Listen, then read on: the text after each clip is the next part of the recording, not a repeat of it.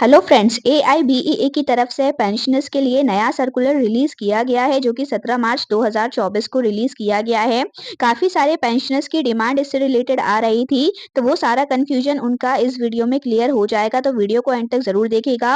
Pensioners और family pensioners सभी के लिए ये इंपॉर्टेंट रहेगा। तो देखिए क्या ये इन्होंने निकाला है, government clear the proposal to extend opportunity for resignees to opt the pension scheme.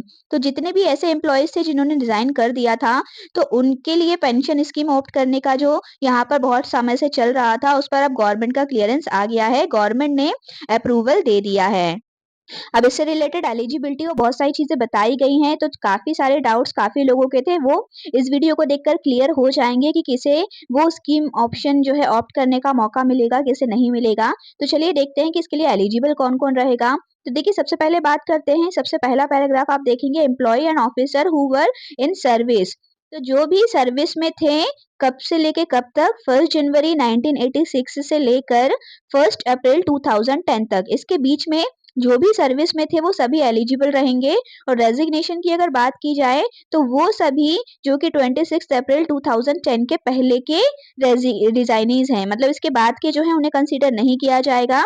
26 अप्रैल तक के जो हैं 2010, केवल उन्हें कंसीडर यहाँ पर किया जाएगा। तो ये सभी यहाँ पर एलिजिबल रहेंगे। इसके अलावा वो सभी जिनकी अगर डेथ हो गई है, तो उनकी फैमिली मेंबर्स जो कि उनके स्पाउस वगैरह हैं, वो भी एलिजिबल रहेंगी, यानी कि फैमिली पेंशन के तौर पे भी इसे कंसीडर किया जाएगा।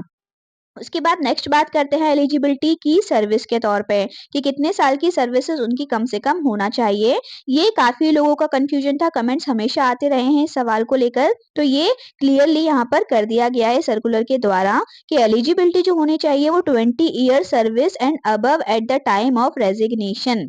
जब उनका रेजिग्नेशन हुआ है उस समय तक उनकी सर्विस यहाँ पर 20 साल की हो जाना चाहिए, ये कंडीशन यहाँ पर लगाई गई है।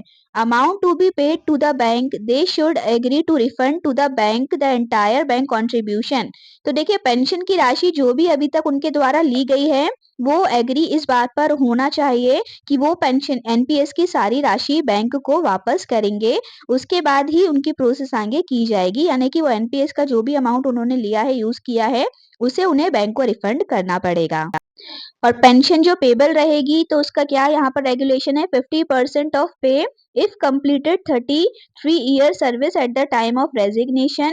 अदर केसेस जो रहेंगे, 20 से 32 ईयर की सर्विस यदि हुई है, तो ऐसी कंडीशन में 50% ऑफ पे को इंटू किया जाएगा जो सर्विस ईयर है, डिवाइडेड बाय 3। तो पेंशन, फैमिली पेंशन इस तरीके से उनकी कैलकुलेट होगी। No facility of commutation, commutation की कोई भी फैसिलिटी इनको नहीं दी जाएगी।